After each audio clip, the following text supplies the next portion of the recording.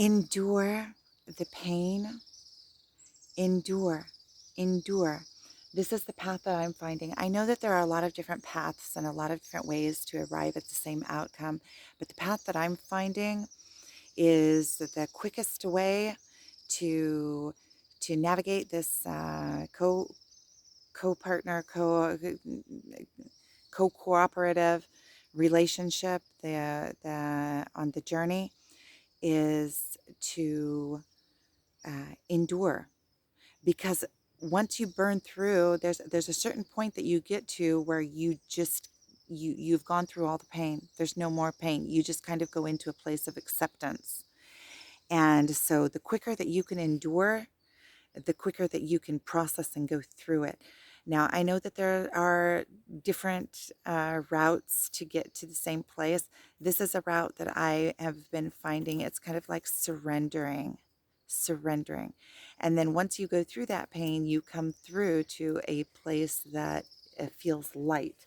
You come through to a place where you start having all of these understandings, and it's like a new it's like is new information, new records opened up to you, new understandings, new downloads, and you've come up a level. And it depending on how painful whatever it is you're going through, you also unlock all of the past traumas that you have that are at that pain level. And so then you're not afraid of looking at these past traumas anymore because you have gone through the pain already. So you're not afraid of them, right? Their pain is already minimal. It's already something that you know that you can go through. And this is how we are expanding our emotions. So it's like a surrender. It's like a surrender because as long as you're crying is pushing against. Crying is, oh, poor me. It's not accepting the reality, because when you start accepting it, when you just look at it and you're like, okay, that's what it is, and you quit crying about it, the pain is still there, but you're not pushing against it. And so then you can just look at the pain. It's like a throbbing, it's the worst kind of pain. But you are like, it's like you let all your muscles relax, you limp your body and quit pushing against it. The crying, you're tense and you're holding your body, just, it's a physical thing. It can be as easy as a physical thing. But then you also have to let your mind go the same. And then, just like in Vipassana, I keep on talking about Vipassana, all the tools that I got in Vipassana is amazing. That Buddha left us that map 2,500 years ago, a map to self. You see, there's so many different ways to get there.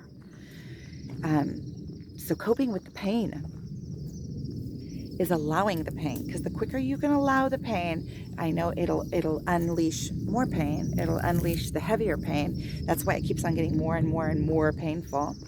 But there's a certain amount of just pain that is at a cell level. It's pain. A lot of the pain that we have bottled up in us happened at we have no memories of it. We don't even know where the pain is coming from, but we've had it locked up in us for so long that once we start opening up that Pandora's box, it starts coming out in floods. It's just like sometimes when you feel like you need to cry, but you can't cry, and then you force yourself to cry, and then once you start crying, it just starts coming out in buckets. So that is kind of down the same alley. And so I am teaching myself this and reminding myself this, and trying to remember this when I am in those bouts. Sometimes there's just nothing you can do. Sometimes you just have to, sometimes you just have to be lost in the thick of it and cry it out. Sometimes you can just, come on, Rexy. There's a chameleon down there on a rock. It doesn't look like it's doing very well. I saw it also when I was coming here. It looks like come on, Rexy. It looks like it's not doing so well.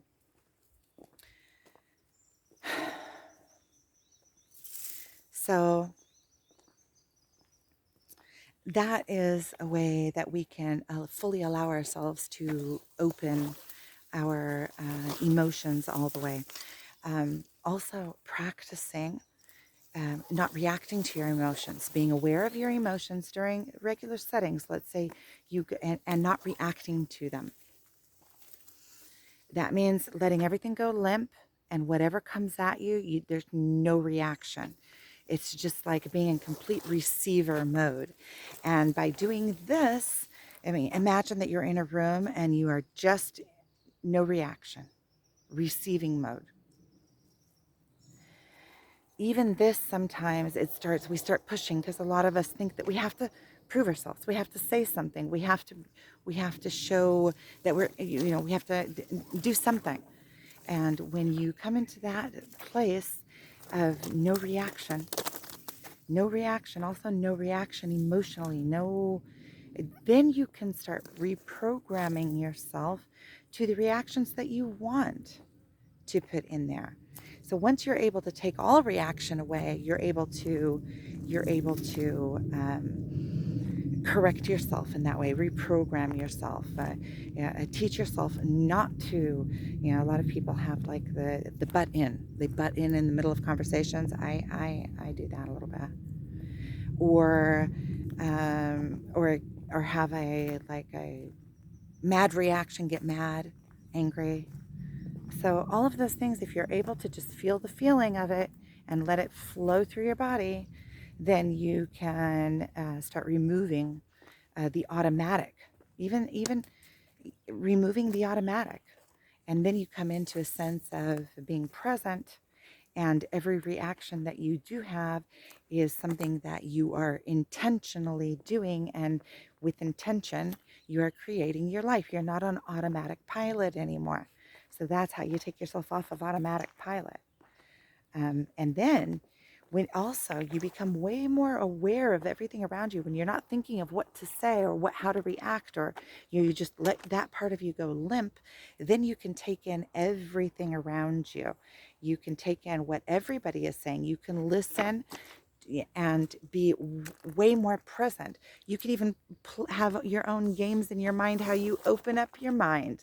Like, okay, I'm going to pay attention. You can look at one thing and pay attention to another thing. You come into a place of total self-mastery. Okay, so endure, endure, endure, endure. And I know that there are other methods, but that is a method that I'm finding in myself that is working, to just endure it. And the quicker I can endure it, some of these spouts will only last hours, and some of these spouts will last like a week or 2 weeks, depending on whatever it is. But I go deep and I go thorough when I am using this opportunity that is given to me to go deep and go thorough and understand that it's for my highest good. This is for my highest good. Even with all the pain. And besides that, once it starts, there's no getting off. So what are you going to do? Once the spiritual awakening goes into motion, it keeps going. So you can either fight against it and go slow, or you can just decide that, okay, bring it at me. I'm going to do this as quickly as I can. Sometimes you do have to have breathers. Sometimes you do just go into plateau for a while, just so you can get your energy back up for the next bout.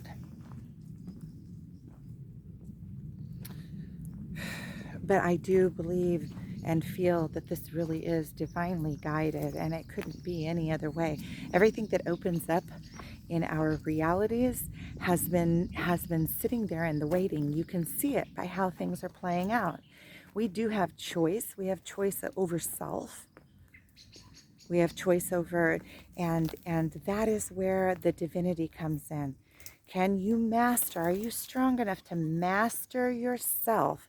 Are you strong-minded enough to overcome the automatics and the poor me's, and why is this happening to me? But look, but look, keep on looking. I mean, like, look at the sign, this, look at that, look at this. You know, like, keep on over proving it to yourself again and again and again and again, or trying to prove it to others again and again, or trying to be the victim of it. Like, poor me, why is this happening to me? And we all go through this. You know, it takes one to be able to see it, right? So I've gone through those places in myself, and it's so overwhelming too. There's like, when you get on this journey, the counterpart journey, there's no avoiding it. It's there. So I'm coming out of the valley now. So I appreciate you guys watching. Thank you. Um,